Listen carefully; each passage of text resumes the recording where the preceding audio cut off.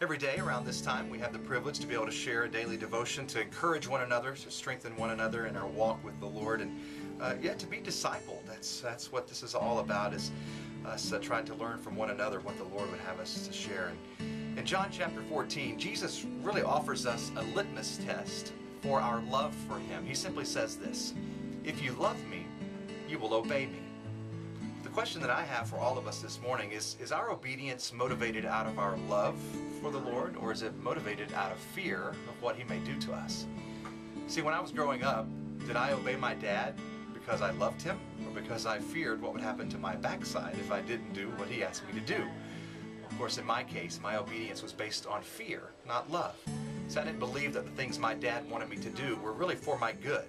I believed he was just trying to keep me from having fun, and his commands weren't based on his love for me at all. Of course, now many years later, as a parent myself, I so clearly see now that my dad was truly showing me his love by providing healthy boundaries and protection for me. Unfortunately, though, for way too many years, I transferred that stinking thinking onto my Heavenly Father as well, believing the lie that God was out to keep me from having fun with all of His rules and commands. Those had really were just a huge chain around my neck. But thanks be to God, He's broken through that lie, and I can see clearly now just how much He really does love me. Oswald Chambers says that the Lord does not give me rules, but He makes His standard very clear. And if my relationship to Him is that of love, I will do what He says without hesitation.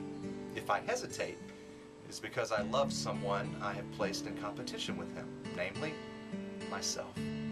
See, ultimately what led to my disobedience as a child with my earthly father was the same that created my disobedience with my heavenly Father. I loved me more than loving the one who had already given me everything that I needed for life and godliness. See, Jesus will not force us to obey Him, but if we do, as Chambers says, we will fulfill our spiritual destiny.